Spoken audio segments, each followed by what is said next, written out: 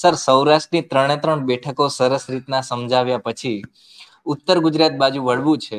મહેસાણાની પરિસ્થિતિ જાણવી છે, કારણ કે જે ચાલુ રિપીટ જે સાંસદ હતા એમણે વાત કરી દીધી કે ભાઈ હું ચૂંટણી નથી લડવાની, બરોબર. એના પછી નીતિનભાઈ પટેલનું નામ પણ ચાલ્યું હતું. નીતિનભાઈએ લખી અને આપી દીધું કે આવી રીતના જે કંઈ પણ કારણો છે એ. પણ સર, હવે મહેસાણાનું શું લાગી રહ્યું છે? ત્યાં શું થવાનું છે?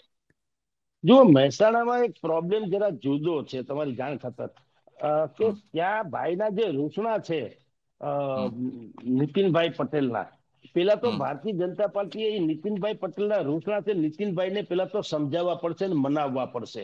કારણ કે નીતિનભાઈને એમ લાગે છે કે પક્ષે એની થોડીક અવગણના કરી, એની સિનિયોરિટીની અવગણના કરી, એના ઉત્તરદાયિત્વની અવગણના કરી, એના યોગદાનની અવગણના કરી, અને એટલે જ એ જાહેર ફંક્શનોમાં આ પ્રકારના નિવેદનો, તોફાની જેને કહી શકાય અથવા તો વિવાદી નિવેદનો કરતા ફરે છે. ગઈકાલે પણ એને કરશનભાઈની સામે એના નિવેદન કર્યા, એની સામે ભાઈએ પણ સામે પક્ષે કર્યા છે.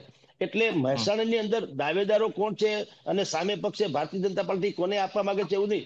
નીતિનભાઈ પટેલને સમજાવીને એનો જેના ઉપર હાથ હશે એને જ ભારતીય જનતા પાર્ટી ત્રણ ચાર નામો વિચારણા હેઠળ જે છે, મેં આપને કીધું તેમ એવું પરિસ્થિતિ છે.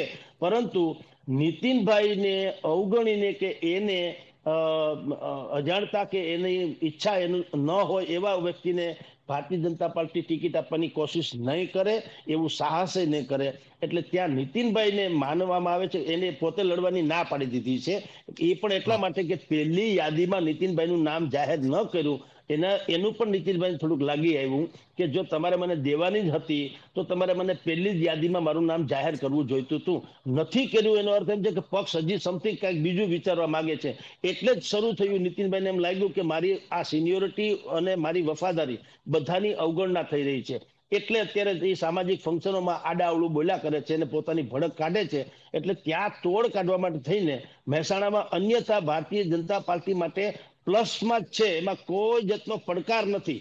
ત્યાં પણ એકદમ એ ગઢ ગણાય છે. એનો અત્યારે મેં કીધું માઇક્રો પ્લાનિંગ સુધી CR પાટીલે જે કોઈ વ્યવસ્થા ગોઠવી છે, સોશિયલ એન્જિનિયરિંગ થી માંડીને બધી જ પ્રકારની, તો ત્યાં કોઈ પડકાર નથી. જેવો પડકાર ભરૂચમાં ચૈતર વસાવાનો છે અથવા તો પોરબંદરમાં મનસુખભાઈ માંડવિયા અને લલિતભાઈ વસોયાનો છે, એવો પડકાર અહીંયા છે નહીં.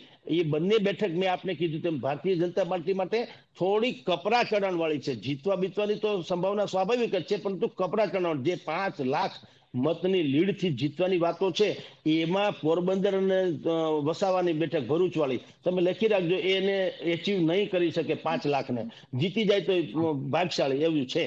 સેમ પોઝિશન મહેસાણામાં છે નહીં. મહેસાણામાં ભારતીય જનતા પાર્ટીનો ગઢ છે. હાર્દિક પટેલથી માંડીને બાકી બધા જેને પાટીદાર જૂથ કહેવાતું હતું એ પણ અત્યારે ભારતીય જનતા પાર્ટીમાં છે, અને ભારતીય જનતા પાર્ટીએ સોશિયલ એન્જિનિયરિંગ કરી લીધું છે. પણ એક પેચ દબાણો જે છે એ નીતિનભાઈ પટેલની નારાજગી દૂર કર્યા પછી જ એનું નામ, એટલે અત્યારે એને કારણે નામ જાહેર નથી થયું. બાકી તો એ નીતિનભાઈ કહેશે એવું કોઈ સરપ્રાઈઝ નામ આપણે સાંભળીશું. અચ્છા સર, દાયકાઓથી નીતિનભાઈ છે ભારતીય જનતા પાર્ટીમાં કામ કરી રહ્યા છે, એમનું સંગઠન પણ છે. પણ હવે તમને એવું લાગે છે કે દાયકાઓની સેવા આપ્યા બાદ હવે કોઈ નવો ચહેરો છે મહેસાણાને મળી શકે, જે મહેસાણાનો ચહેરો આગળ વધે અને ભારતીય જનતા પાર્ટીમાં પોતાનું સ્થાન જમાવે લોકસભામાં?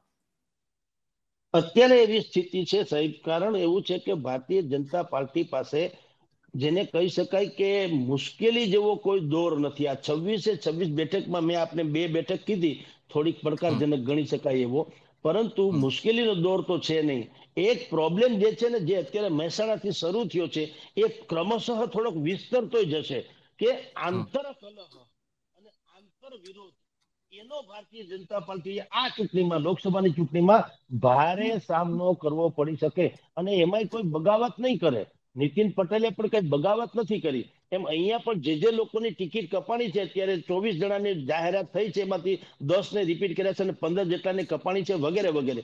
તો પણ તમે લખી રાખજો, એક પણ સંસદ સભ્ય જેને બગાવત કહી શકાય એવું ક્યાંય જાહેરમાં કરશે નહીં. એટલે પક્ષને શું ચિંતા છે, મહેસાણા સહિતના બધામાં, મહેસાણામાં પાટીદારોનું વજન બહુ જ છે, પરંતુ મેં કીધું તેમ ત્યાં હાર્દિક પટેલને એને પણ આ લોકોએ મૂકી દીધા છે, બુદ્ધિપૂર્વક કામે લગાડ્યા છે. કારણ કે એક ચિંતા એવી છે કે કોઈ પણને ટિકિટ આપે, જો પાટીદાર સમાજમાં એવો એક મેસેજ જાય કે દાખલા તરીકે નીતિનભાઈ પટેલ આટલા વર્ષોની એની સેવા અને પક્ષની વફાદારી અને સ્વાભાવિક જ એની ઉપર કોઈ દિવસ બળવાથી માંડીને કોઈ પ્રકારનો કોઈ દાગ નથી. તો એવાની અવગણના કરવાથી જો પાટીદાર સમાજમાં એવો મેસેજ જાય કે હવે આપણે પાટીદારોનું જે એક જમાનામાં ભારતીય જનતા પાર્ટી અને પાટીદાર સમાજ એ એક સિક્કાની બે બાજુ જેવા હતા અને જ્ઞાતિગત રાજનીતિમાં ભારતીય જનતા પાર્ટી પાટીદારોની કદાપી અવગણના કરી શકતા નહોતા. હવે અત્યારે જે ટિકિટોની ફાળવણી થઈ છે એમાં એ ફેક્ટર જોવામાં આવ્યું નથી એમ કહો તોય ચાલે, કારણ કે વિકાસના નામે, પરિવર્તનના નામે અને નો રિપીટ થિયરીના નામે અનેકો પ્રયોગ થઈ ચૂક્યા છે.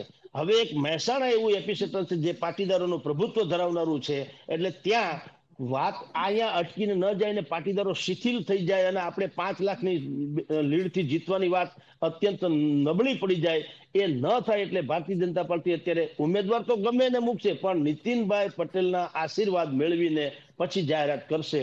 ત્યાં સુધી ભારતીય જનતા પાર્ટી અત્યારે મનોમંથન કરી રહી છે.